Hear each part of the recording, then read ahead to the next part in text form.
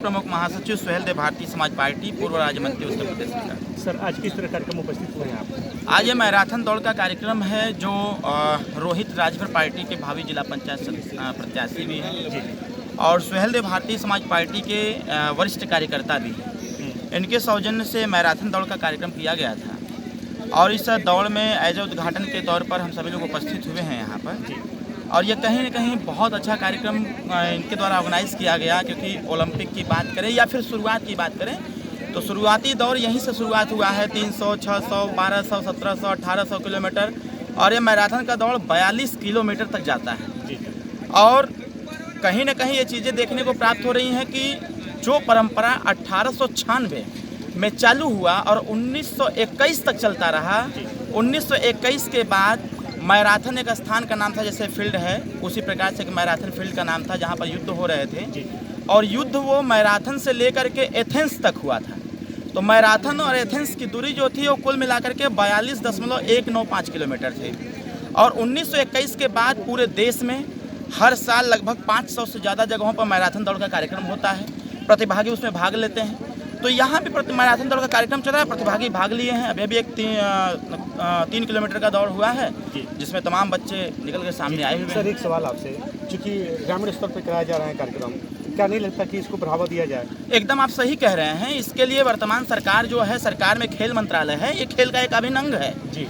और हम लोग तो निरंतर प्रयासरत हैं कि आज के युवा जिस प्रकार से डाइवर्टेड हो रहे हैं, जिस प्रकार से इनको जिस क्षेत्र में जाना चाहिए उस क्षेत्र में न जाकर के दूसरे क्षेत्र का चयन कर रहे हैं। कहीं न कहीं अगर सरकार इस पे सार्थक प्रयास करे और निरंतर प्रयास करे तो ये मैराथन दौड़ का कार्यक्रम जो व्यक्ति विशेष के खर्चे से होता है, सरकारी खर्चे पे भी हो सकता है। और जब बच्चे यहाँ प्रतिभागी जब चयन होंगे, फर्स्ट सेकंड थर्ड पर आएंगे, तो इनको कहीं न कहीं ये होना चाहिए था कि स्टेट लेवल तक, मतलब प्रदेश स्तर पर ऐसे लोगों को सम्मानित किया जाए, ताकि आने वाले समयों में जो छोटे छोटे बच्चे हैं, नेक्स्ट जनरेशन है, इस चीज़ की जो प्रतिभा है, इनों के अंदर जो प्रतिभा है वो उभर के सामने आवे और उत्तर प्रदेश से निकल के व्यक्ति अंतर्राष्ट्रीय स्तर तक पहुंचने का प्रयास। क्षेत्र में बच्चों के लिए ग्राउंड बढ़िया होता है। एकदम आप सही कह रहे हैं। मैं जब यहाँ से चुनाव लड़ा था तो मैं पूरे विधानसभा का दौरा किया और दौरा करने के बाद मैंने स्थान का चयन किया हुआ था। मैं केवरा, बगल में केवरा के पीछे एक ज़मीन खाली है, मैं उस ज़मीन में सोचा था कि स्टेडियम का निर्माण होगा। अभी मैं मनियर टुकड़ा नंबर 2 बगल में है, मैं यहाँ के बारे में सोचा था कि यहाँ भी कुछ उस प्रकार की व्यवस्थाएं हो जाएंगी, क्योंकि यहाँ बाढ़ बार बार आती रहती है। तो कुछ ऐसी प्रबंध कर दिया जिससे कि बाढ़ से निजात लोगों को मिल जाए। इसके पहले मैं बेरुआर बारे में मैं देखा था कि मेडिकल कॉलेज, फिर उसका रेवती, मैं कई तरह की चीज़ों को देखा था। मैंने प्रयास भी किया और प्रयास करने के उपरांत मैंने यहाँ पर लगभग 46 करोड़ का काम हमने चुनाव हारने के बाद भी मैंने भेजा था। इस मनियर के बंधे को दुरुस्त करने के लिए हमने 250 करोड़ रुपये भेजा था, लेकिन स्थानीय मारपीट नेताओं का, मतलब टेंडर लेने के चक्कर में लोगों ने उस टेंडर को नहीं किया और काम वापस चला गया। हमारा प्रयास निरंतर रहा है कि जिस दिन इस विधानसभा का प्रतिनिधित्व किसी भी पार्टी के पदाधिकारी को मिलता है या कार्यकर्ता को मिलता है या सुहेल देव भारतीय समाज पार्टी के किसी व्यक्ति को मिलता है, मेरी प्राथमिकता रहेगी कि बांसडीह विधानसभा में एक बड़े स्टेडियम का निर्माण किया जाए, जिसमें बांसडीह विधानसभा के जो युवा हैं वो वहाँ जाकर के और अपना प्रैक्टिस कर सकें और अपने प्रतिभा को उजागर कर सकें।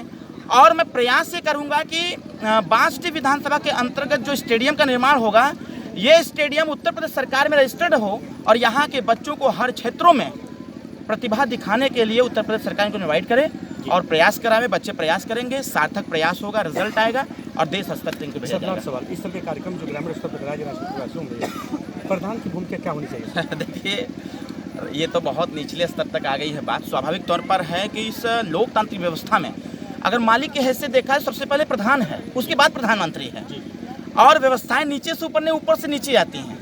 तो ग्राम प्रधान स्वाभाविक तौर पर है, चयनित किए गए जो प्रधान हैं। और मैं एक बात जरूर कहना चाहूँगा कि ये मैराथन का कार्यक्रम हो, क्रिकेट का कार्यक्रम हो, कबड्डी का कार्यक्रम हो, वॉलीबॉल का कार्यक्रम हो या फिर जो भी खेल के क्षेत्र में आते हैं, जब तक इस चीज़ में रुचि रखने वाले लोग गांव का प्रतिनिधित्व नहीं करेंगे, तब तक ये चीज़ें नहीं आ सकती हैं। वर्तमान समय लड़ाइयाँ लड़ी जाती हैं आवास, शौचालय, पेंशन, इन सारी चीज़ों की।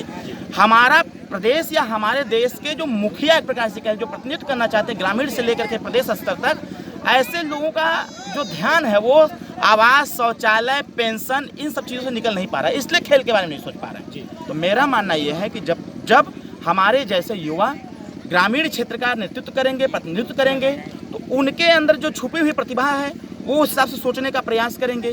तो जब सोचने का प्रयास करेंगे, योजना बनाएंगे उस प्रकार का, तो स्वाभाविक तौर पर है कि हर गांव में मिनी स्टेडियम तो जरूर हो जाएगा जी। तो कहीं ना कहीं चीज़ें हैं, इसलिए मेरा जो मानना है, अंतिम मैं बात कह के समाप्त करना चाहूँगा, ग्रामीण क्षेत्र में जब तक, ग्रामीण क्षेत्र हो चाहे पंचायत क्षेत्र हो चाहे विधानसभा, जब तक प्रतिभावान लोगों और एडवांस सोचने वाले लोगों को जब तक नेतृत्व नहीं मिलेगा, तब तक ये मैराथन हो, ये सारी प्रक्रियाएं दबी की दबी रह जाएंगी। सिर्फ शौचालय, आवास, पेंशन में वो बातें चलती हैं। सर लास्ट सवाल, युवाओं के लिए कोई संदेश इस पर मंच के माध्यम से कुछ कहना? बस मैं युवाओं के लिए संदेश यही देना चाहता हूं कि सब लोग एकत्रित रहें, एकजुट रहें और सार्थक प्रयास करें। ये देश युवा प्रधान देश होने जा रहा है, क्योंकि ये देश पहले क्रांतिकारियों का देश था, तो क्रांतिकारियों का कोई सम्मान नहीं किया गया। जब ये देश कृषि प्रधान देश हुआ तो कृषि प्रधान देश में किसान फांसी पर लटकने लगा।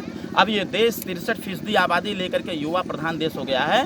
तो युवा प्रधान देश में युवाओं को रोजगार, नौकरी, शिक्षा, इन सारी चीज़ों की अति आवश्यकता है।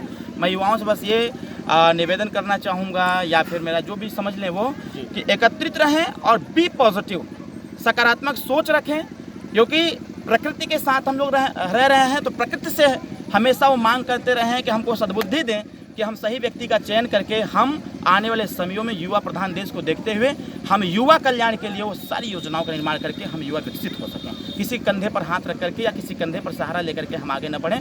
हम स्वतः अपने आप में मजबूत स्थिति उत्पन्न करें, अपने पैरों में वो ताकत पैदा करें, अपने बुद्धि विवेक का प्रयोग करके हम स्वतः आगे बढ़ने का प्रयास करें। हम युवा साथी। बात करने के लिए बहुत बहुत धन्यवाद। बहुत बहुत धन्यवाद, आपका शुभकामना।